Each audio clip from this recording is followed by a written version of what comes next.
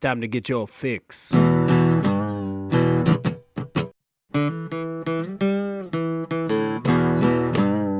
It's a horrible gaming podcast.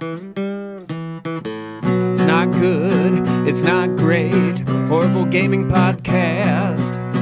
It's not even what you would call fair. It's really not that good.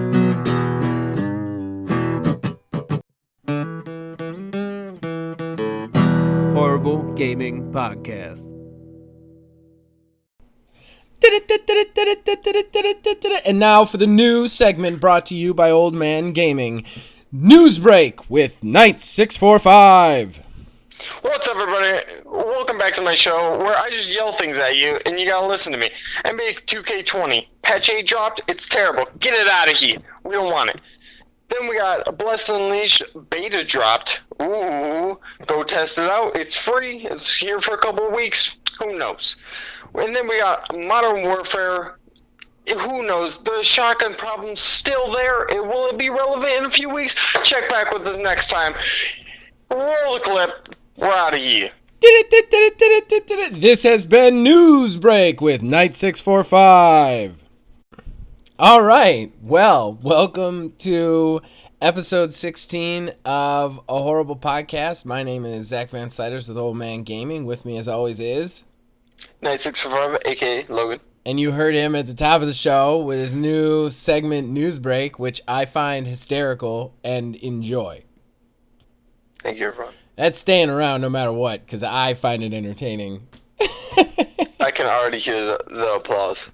Disclaimer, we don't do this professionally if you haven't figured that out by now. So we aren't going to go back and edit it. It's probably not going to be the highest quality. Let's face it, you can find better gaming podcasts out there. But if you want to watch a train wreck in slow motion, we're your guys. All right, so this week, this brings us to fan interaction. This week, obviously, was a little bit slow. You know, our listeners have lives too. We didn't get a lot of comments this week on anything, so we also totally forgot to ask a question again because we're terrible. We're horrible. It's in the name. But we're just gonna go right to asking the question to you guys out there. What's your game of the year? It's apropos. We're about to finish out the year. We got 1.3 months left before 2020. So what was 2019's best game for you guys?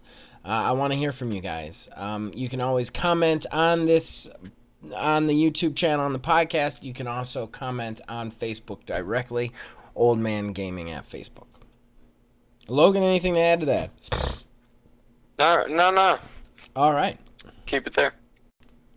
And with fan traction out of the way, it's time to get to our first rant of the day. And as Logan knows, I'm pissed off at Starbucks. I've had a rough morning, so I'm really ready to take out my aggression on video game developers, and gamers that I can't meet or ever see. We're going to start hold them back for too long. What? I can't hold you back for too long. Oh, man. I'm ready to go today. This is going to be a rant-heavy episode. We're going to start with Ninja, who is an elitist piece of poop. Yep. So recently, I should get into the story before I get into the rant. Recently, Ninja, recently there was a Fortnite player, a professional Fortnite player named Faze, I can't remember his last name, was banned for cheating at Fortnite. Not just cheating, but actually recording the cheating for his various social medias. Ninja then decided to come out and say that he shouldn't have been banned, that he makes his living off of it, and because he makes his living off of it, he should be afforded different rules. That streamers should be afforded different rules than everybody else who plays the game. Logan, you want to say anything before I go absolutely ballistic? He posted on YouTube. He literally, you walked up and just kicked a bear and expected nothing to happen. Nothing to happen. And you know what bothers me is, these are the same kind of people who speak out about the 1% and speak out about, all this, equality. And, equality is a universal concept. Okay? The poor person playing Fortnite on their first generation Xbox should not be treated differently because they don't bring in subscribers or bring in viewers. I mean, do you disagree? Exactly. No, I fully agree. And for this guy to get out there and straight up say he's basically better than us, he's better than every other player, that he should get special treatment, and him and all his brethren should get special treatment over us because of that is ridiculous. Ninja, I have never been against you or for you. And I want to say right now, I am for streamers. I like streamers. I like the fact that they're making a lot of money doing what they love and that they did it a different way. They didn't do the status quo, which is, go to college and work and get a job. They found another way around it. And coming from a guy who never went to college, who dropped out of high school, I have a lot of respect for somebody who figured out a different way to do things and a different way to be successful.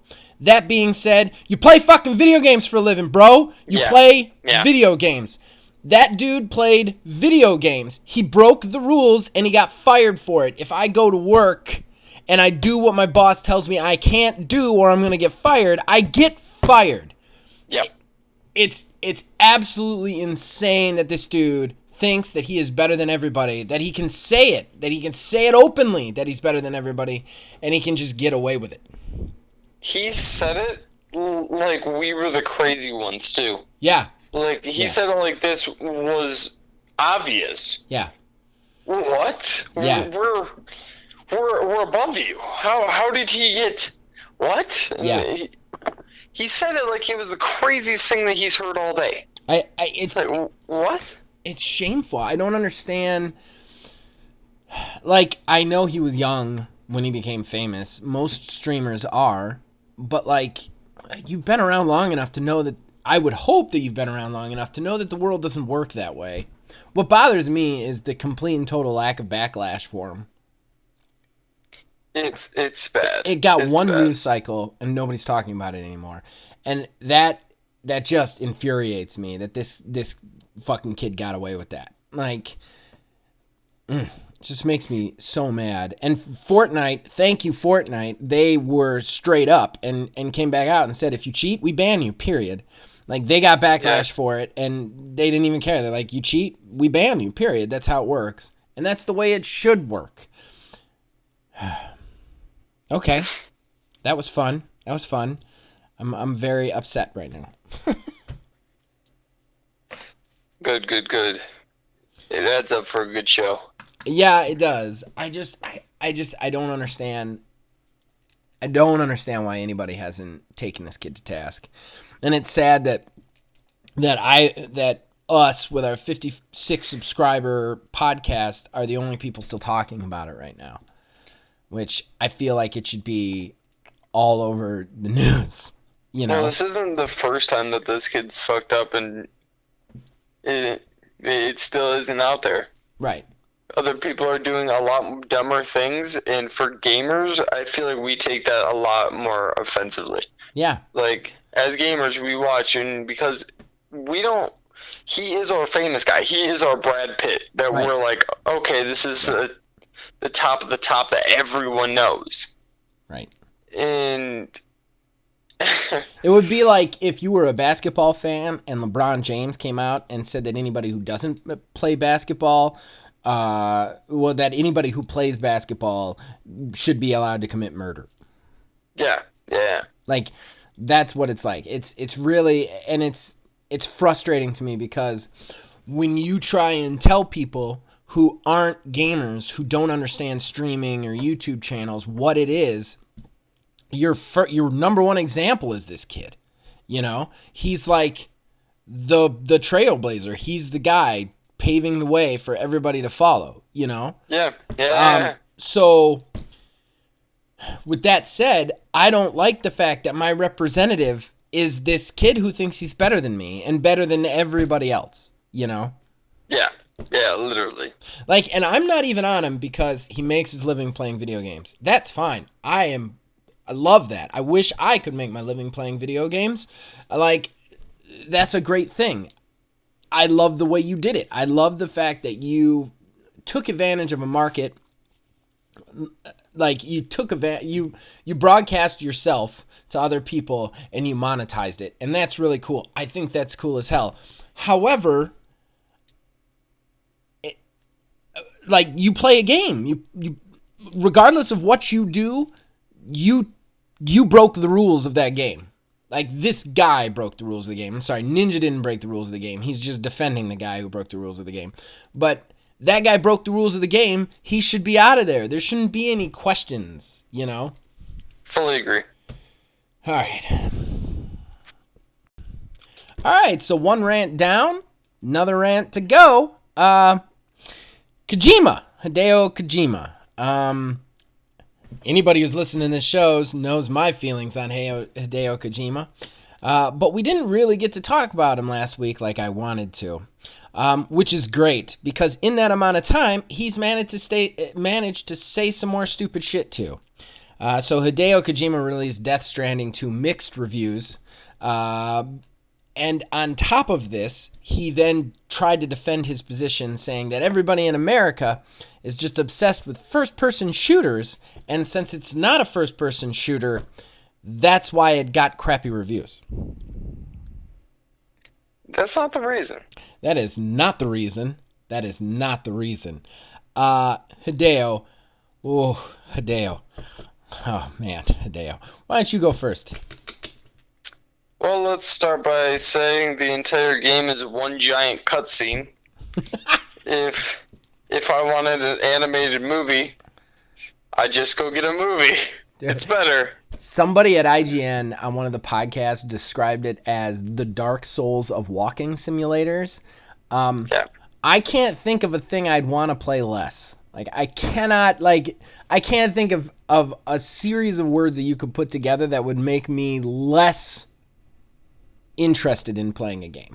Maybe if you said this is a razor blade eating contest simulator, then maybe I wouldn't want that either. But I'm actually still kind of curious about that. I'm not curious about the Dark Souls walking simulators. That's for damn sure. Okay.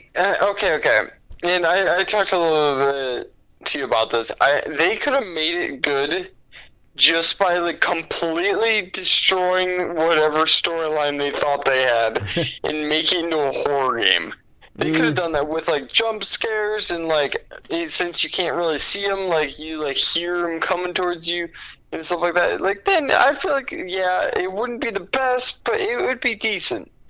But having it the way that it is right now, it's so bad. You know, it's just so bad. In fairness, neither one of us have actually played Death Stranding, so I will say that. I want to get that right out there before anybody says, you ever played it, blah, blah, blah.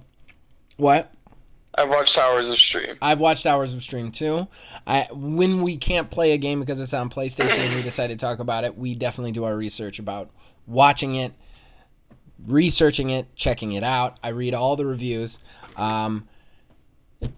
I almost feel like he was trolling us. Like, he was like... Yeah.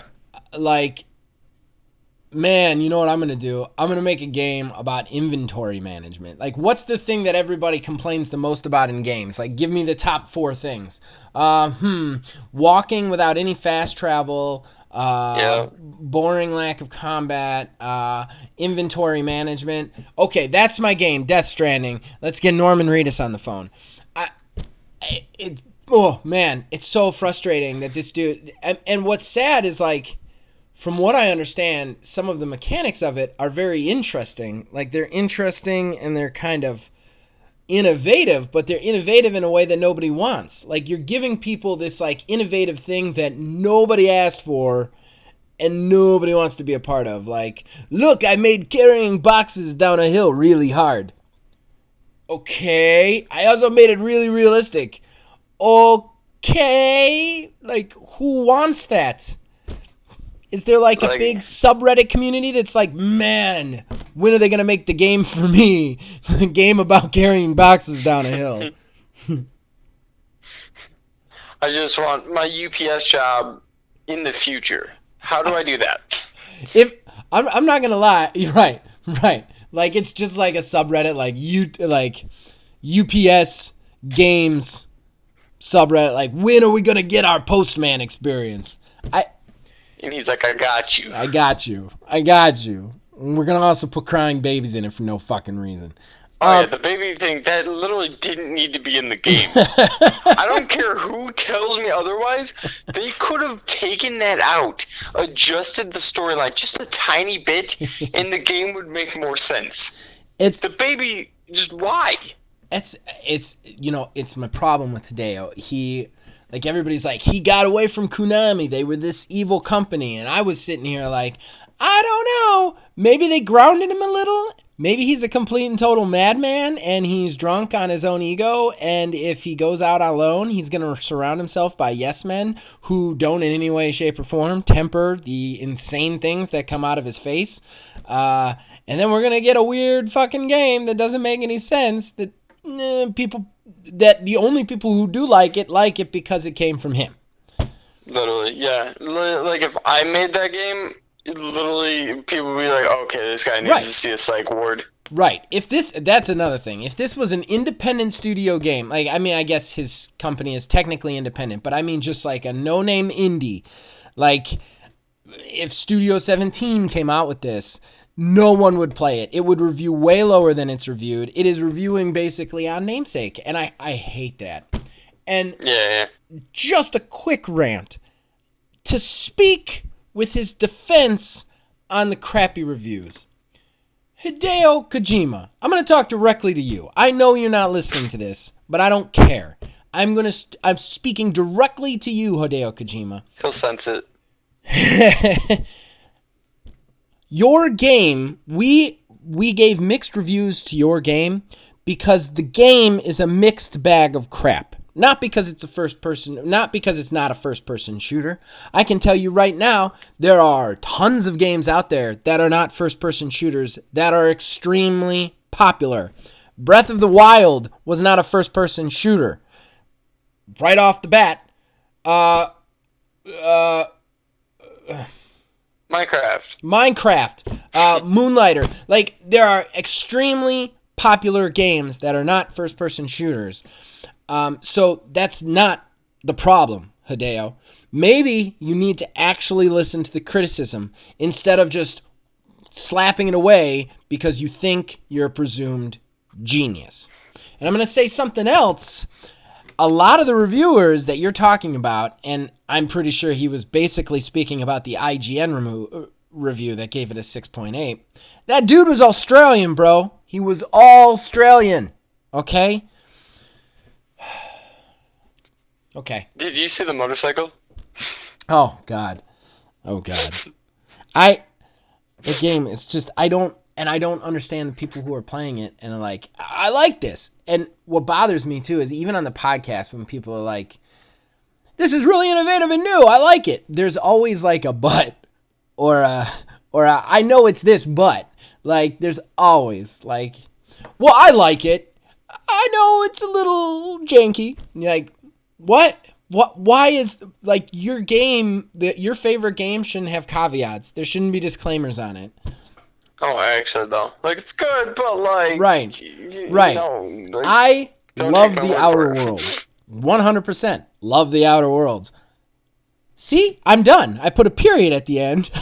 There's no but, there's no and, there's no if, nothing. It's just, I love the Outer Worlds. It's not, well, I love Death Stranding. I mean, I know that it's a lot of walking and you fall down a lot with some boxes, but I love Death Stranding. What? Are you sure you love it? You never see the actual Death Stranding. You just see rocks. Well, and then he said after this game, he's like he wants to get his studios into making movies too. Mm-hmm. I was like, how about you just go make movies? And just go. Actually, though, like, very obviously, like, and I have a friend who's very into Hideo. I'm not gonna name names, because I don't want to out him. He knows who he is. He's probably listening to this. He is the biggest toter of the Metal Gear. He would drag me to play these Metal Gear games, and I hated him. I hated him so much. And you want to know why I hated him? Not because of the mechanics of the actual play, but you would play for about an hour, and then you'd get somewhere, and you'd watch a movie Like a full fucking movie of cutscenes. Like just 2 hours of people with insane names talking to each other about insane things. I don't want to be part of it. I want to just play a game. Like if I want to watch a movie, I'll go watch a movie. Or if I want to play a story-based movie type game, I'll get one of those. If I want to play an espionage action game, I'm not going to play a game that I have to constantly watch stories that don't make any sense. Oh, exactly. Also, just one last rant on the Metal Gear thing. I don't like that he goes to this like extreme to make the gameplay and the gunfighting and stuff realistic, and then he makes his characters just boobs hanging out and their titties and asses hanging out all over the place. Like, no one would go to a gunfight in a tube top. It just wouldn't happen, all right? If you got stuck, if a gunfight broke out while you were at a beach, I get it. But you're not going into a combat zone in a tube top. It just isn't happening, and I'm so sick of that. Oh, okay, all right. I'm going to take a breath. You still with me? Yeah. Okay. All right. We're still recording. I know Good. there's been some question on whether we are or not, but so anyway, it's been a very rant-heavy show so far. Hope you guys like it. Yeah, I know. Poor Logan. I'm sorry, man. It's okay. I woke up in the wrong side of the bed this morning. Starbucks screwed me over, and I'm just ready to scream at things. Let's see. All right. So, anything else for you to add to Kojima before we move on? Kojima, your game sucks. We all hate you. Just know that. And like it's not even it's not even your game anymore. I personally hate you. Like if I ever seen you, I don't think I would like you as a person now, just because your game is that bad. So just know that. Logan's making it personal.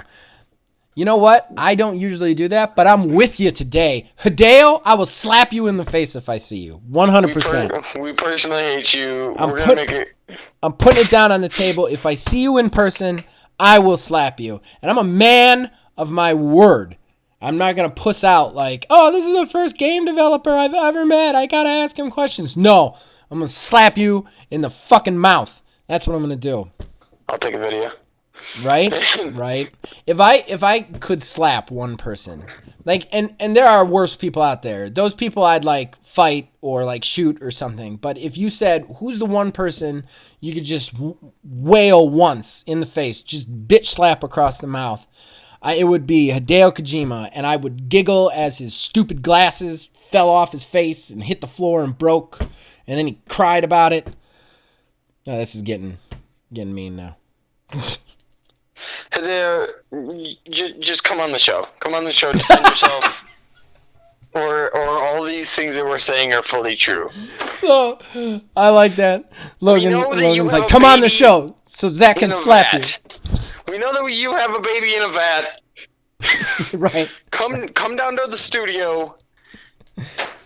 Defend yourself. That's how he's actually hearing this right now. He's not listening on his phone. He's listening on his baby in a vat. That's exactly what I'm talking about. The man has a baby in a vat. We know it's true. It's somewhere in his home. Let's storm his castle. He has a baby in a vat. It's just him and Guillermo del Toro just like sitting at a table with like vat babies. Exactly. What should we make out of a game next? I don't know. How about the game is just loot boxes? Oh no. And they never get anything good. It's only commons. Never. Every time. It says that they can get stuff better, but they can't. Okay. All right. So we're also a little bit behind on this. Last week we had friend of the show Mark Bell on. I urge anybody to go back and listen to it. We interviewed him about the independent local game, the Artemis Spaceship Bridge Simulator. And he had a lot to say about it, so we had to push some stuff. So let's talk about BlizzCon. BlizzCon was interesting. It got super protested right off the bat. The guy who runs BlizzCon came out and did some walking of stuff back while he was combing his shiny giant hair. And then we also got a couple of announcements, a couple of relatively big announcements. We got the announcement of Diablo 4, which I'm not a big Diablo guy. I know that there are a lot of people out there. Some of my friends have been into Diablo, so I'm very happy for you guys. That game just doesn't interest me, but it looks it's nice that you guys are finally getting a Diablo 4. I know you guys have been wanting that for a while. The controversial one, the one I want to kind of talk about, is we got an announcement for Overwatch 2. We did. What is the point of that? I don't really know. Like I don't even not only do I not understand this from a game standpoint, I don't understand this from a business standpoint. Like, wouldn't it be easier to just I know the new systems are coming out. Just do a 4K update to the original Overwatch, re-release it. If you want to add characters and modes, just add it to the original Overwatch. Like, we live in an age where don't get me wrong, I don't want all games to be games as service forever. Well, I kind of do. I love games as service, but on a whole, I don't think sequels should go away, but that game is only there for esports, right? That was the whole thing, right? Am I missing something here?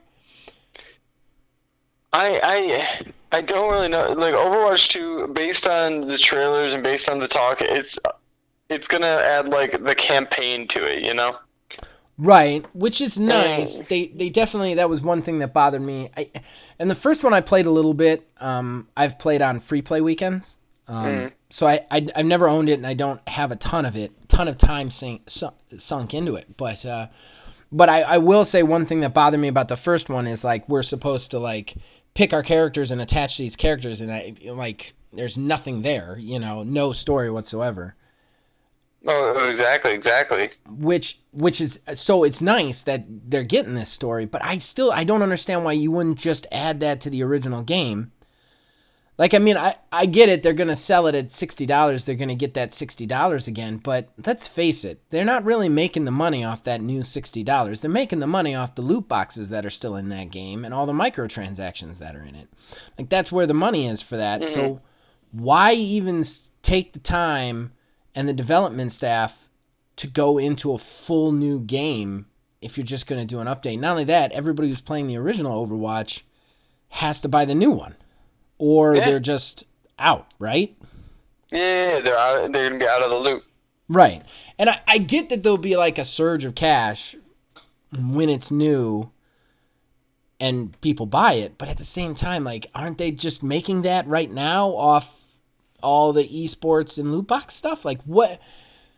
I don't understand this move. Neither do I. I got really confused when they came out and said Overwatch 2, and I was like, does that mean the next season? Right. That's one thing. I don't know. And what's even weirder is the time that these games as service games get really burned is when they do these sequels. Yeah, they do. The only one I feel I could justify is Destiny 2. And Destiny 2 had a rough start. Real rough start. Yeah, even Destiny, it almost died. It had a very rough start. It did. And yeah, I wasn't very supportive on Destiny coming to number 2 anyways. I was they should just keep adding on. Right. I understood why they did it, though, because Destiny 1 was so outdated that I kind of understood. Once I played the second one, I was all right, I kind of get this. You really needed to do a different game here. But it was a huge rough start. The other failure stories of this year, let's talk about them. Ghost Recon Breakpoint. Yeah. Which Ghost Recon is not a sequel to Wildlands, but it's basically the same game. So it's not an official sequel to Wildlands, but it's basically the same type of game, open world survival shooter. The thing is, though, it failed, and it failed because everybody who would get Breakpoint is so invested in Wildlands they didn't want to leave. And even Yves Guillermo, the guy behind Ubisoft, straight up said we learned a lesson here. And which I don't even know why they had to learn that lesson, because it seemed like they already had that lesson with Rainbow Six Siege and For Honor and their other games of service, you know? Exactly. People don't want to leave their games. Right. People are very comfortable staying with their games. Well, and it's a type of game, right? Like if you're a person who just wants a narrative story, you're okay getting the next sequel. Like that's what you're clamoring for. That's what you're waiting for. But if you're a player who's playing like a game that is very clearly a games as service, and you're already, especially if you're into it and you're already spending money on like you're already spending money on like loot boxes and the season pass and stuff like that, I don't think you want to be told that you're going to have to buy a whole new game on top of that too, you know? Oh, no, not at all. Because then everything you spend on loot boxes and all that now means nothing, and Right. you're just sliding that over. You know, I've got a few games as services in my regular rotation. One of them is like, for example, For Honor. I know I talk about it a lot. Not sponsored.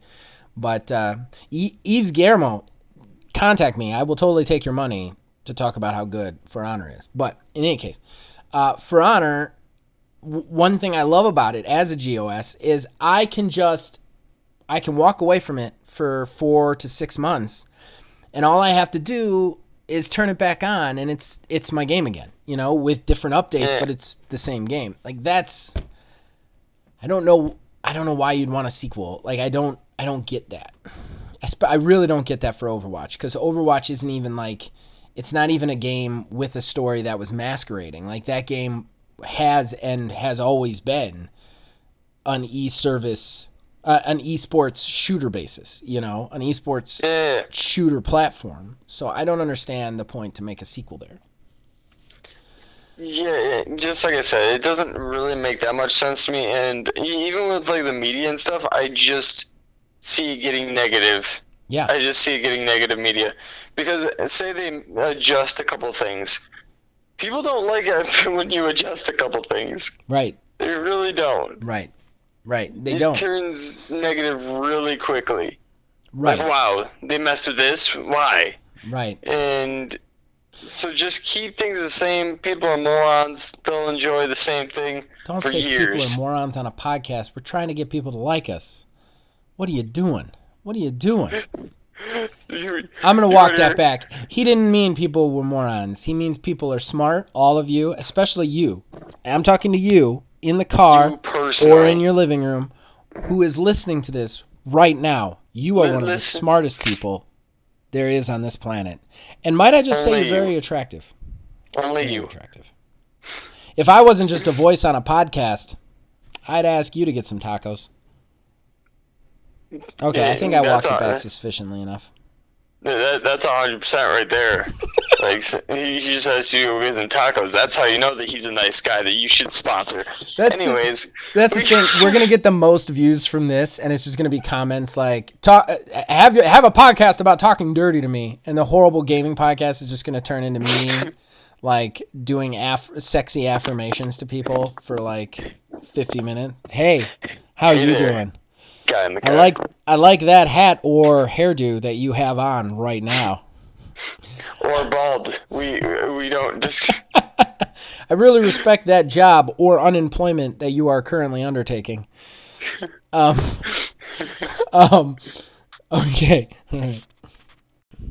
All right. So that brings us to the final segment. We like to end positive, so we're going to do our horrible lists. And this is the role-playing games edition. And yes, we are counting action role-playing games as well as role-playing games themselves. So, which are like turn-based and whatnot. Now, anybody who's been listening for the last 15 episodes will know that, Logan, you have an issue with role-playing game experience. I just don't play them. He has not played many of them. There are very few role-playing games on the list that he could do. But I don't think it's fair that we not do this genre that is very, very big and important. So I could come up with way more than 3. Logan could come up with 1, which everybody probably already knows already. So we're going to do 5, and we're going to do them as a combined group. Us together. Okay, so ready? Are we ready? We're ready. Zach. All right, We're so ready. number 5 on the list is Wasteland 2. Okay. Okay, so Wasteland 2, I know Logan has never even heard of this game. Never heard of it. Wasteland 2 is a tactical turn-based role-playing game in which you have this like group of people, post-apocalyptic, and you kind of run around the post-apocalyptic world killing bandits and rescuing people and trying to restore order. The best part about this game is it does the thing that I absolutely love the most, and that is it gives you a playground to play in. Now, while the story is actually kind of linear, like you can go to different locations, but for the most part, there's a bunch of things you got to do in an area, then you move to another area.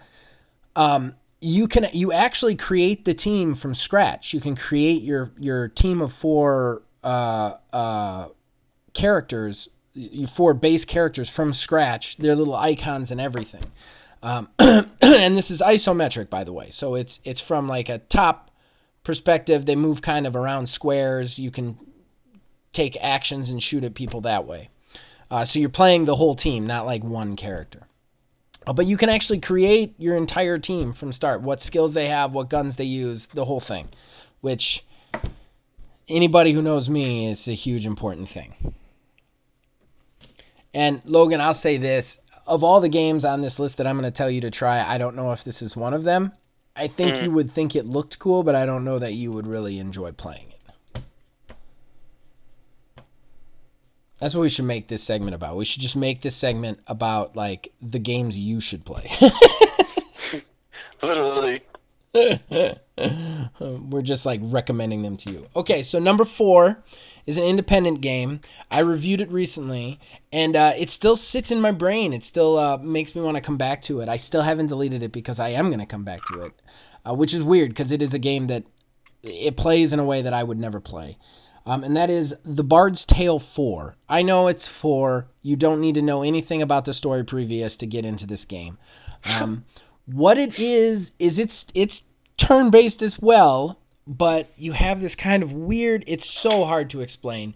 It's first person, but then when you get into a fight, you have like 8 squares next to you, and then you're still kind of first person seeing the enemies, and they have like 8 squares on their side.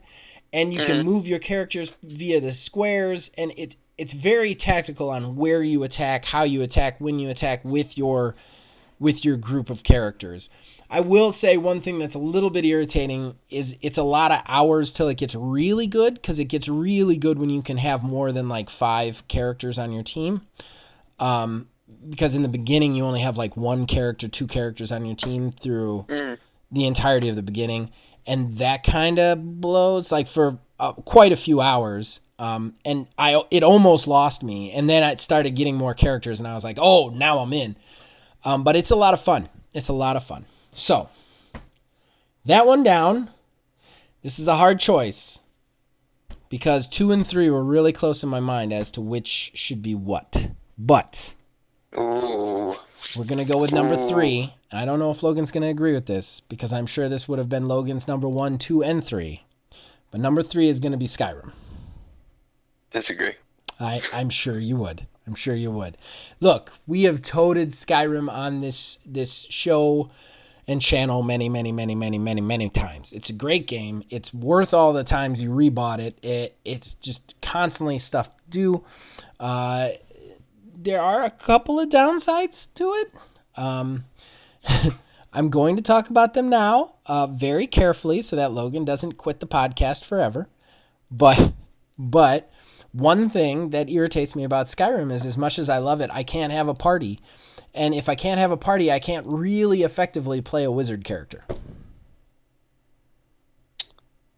Yeah. Do you disagree? I think I got you. So, okay. I definitely agree until you level it up. Right. Because like a high level wizard it's pretty good. It's pretty effective. Right, but except for until you get to like level 50 and you have like all your stuff, yeah, you really can't do it. And it's a real pain in the ass to level them, build your character up. Right. I think, like, like, I mean, it's cool to be a battle mage in it. It's doable.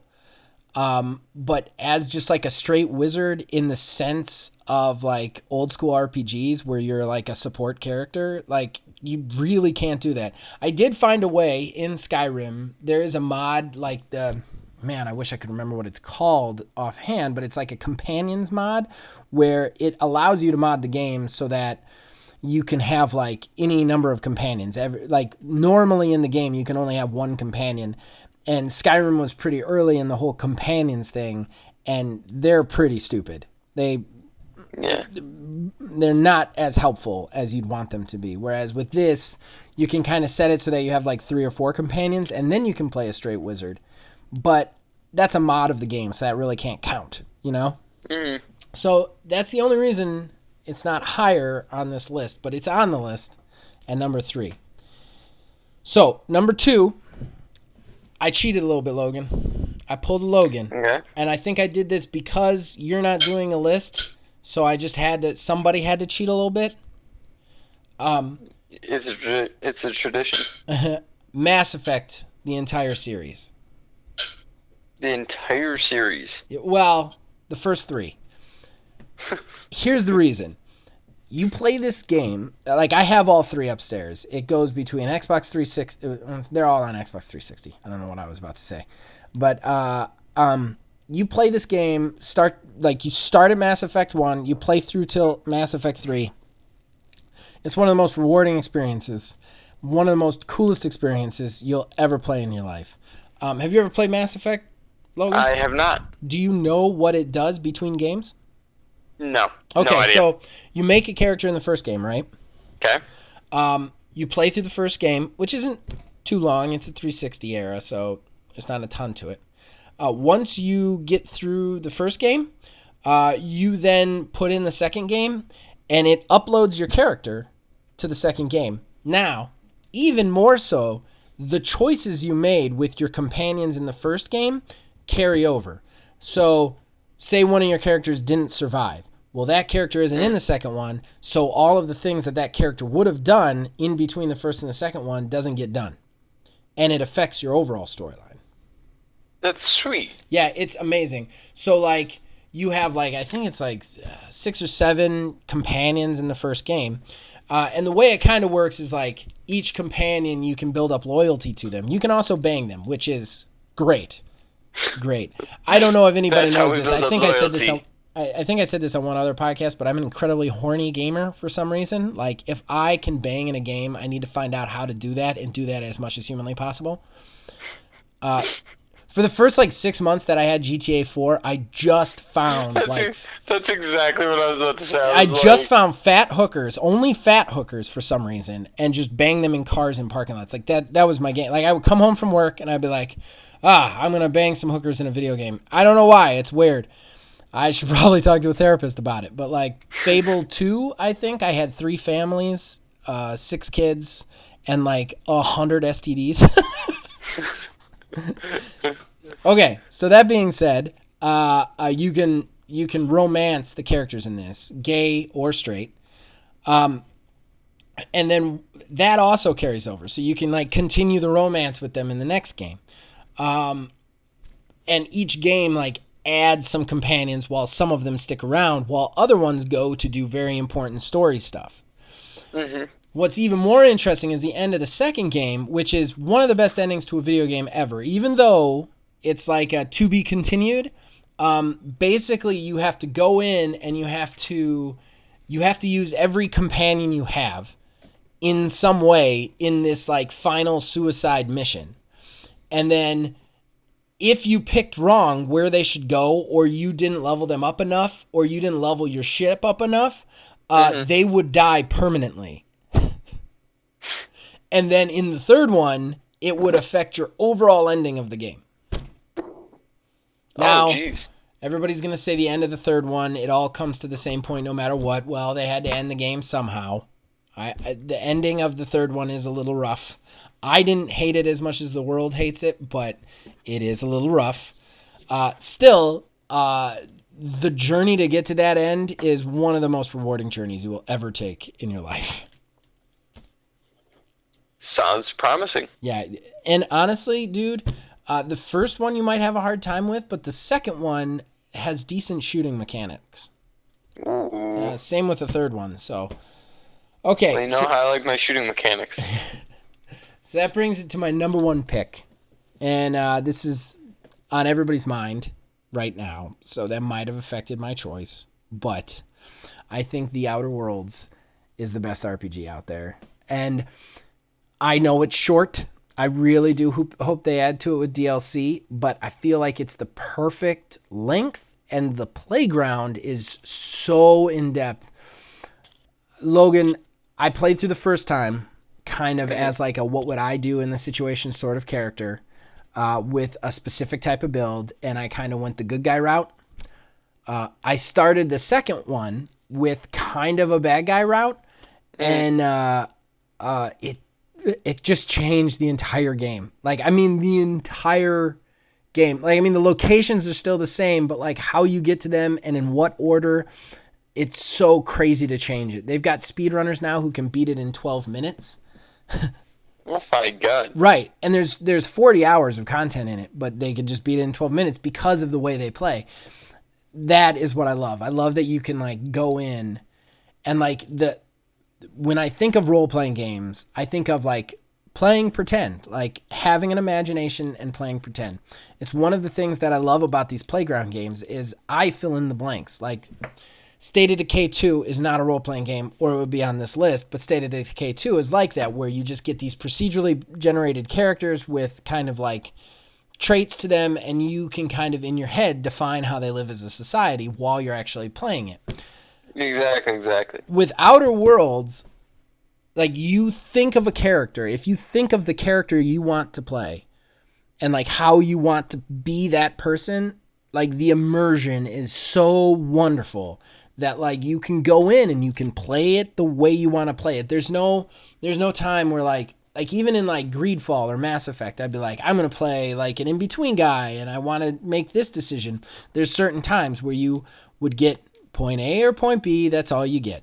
Well, with Outer Worlds, even when it's a point A or point B decision, how you get to one of those is so like varied. Like I really love this game, and that's why I want to pick it, because it embodies role-playing games to me. It embodies like coming up with a character that you want to pretend to be in your mind and then playing it in the video game. And I've never seen a video game do it on the level that Outer Worlds does. That's right, Outer Worlds. Listen to us and sponsor us. Yeah, sponsor us. Who wants to give us money to talk to 56 people? Okay, so shameless self-promotion. Knights, hit us up. With my YouTube, Knights Space 605. If you don't put in the space, it still comes up. Go check it out. That should be a t-shirt. I've got so many t-shirt ideas from this show. Like I wish when we get to 100 subscribers, I'm gonna make merch. We're gonna make merch. I want that to be one. If you don't put a space in, it still comes up, and then just on the back, Knight 645. Yes. Okay, so I would definitely buy merch of our logo, like of the knight sitting with. Oh yeah, on the couch. I would definitely buy a shirt. With the couch. Yeah. The one that Mark did. Oh yeah. It's wonderful. Yeah. I would totally do that too. Okay, so shameless self-promotion for me. You're on the channel, so watch all of the stuff that we have. Old Man Gaming, we are also on Facebook, and since we are still small, I try to read every comment I get on either the podcast or the Facebook channel. So if you've got something you want to say, if there's something you want to talk about, if you want to answer the fan interaction question, please do. We like to interact with you guys. You can, of course, check out my reviews on Monday, my Borderlands 330 playthrough with my brother-in-law, Phil Billy, our resident Borderlands expert. And then you can also check out, I'm doing a solo game. It's not getting a ton of views, so I don't know how much longer I'm doing it, but Disco of the Dumb. I'm basically playing Outer Worlds as stupidly as I can. And at some point, me and Knight are going to do a Let's Play for Destiny 2. Yes. And I want to do one final self-promotion, less of a self-promotion than anything else. We have a clan on Destiny 2, and it's just me and Knight. And if any of you out there, I don't know that we have a lot of Destiny 2 players in our audience, but if any of you out there are looking for a clan on Destiny 2, it is a free-to-play game right now. Hit us up. The clan is called A Horrible Clan. And our tag, worse than other clans. Right. You know us because our tagline is "We are just ... horrible." So, if you're looking for a clan and you want to join, it's just me and Knight right now, so we'd love you to join. So, all right, that brings us to the end of the show. And as usual, if you guys keep watching and listening, you can also listen to us anywhere, just about anywhere podcasts are. We'll keep making them. So, you guys have a good one. We'll see you next week.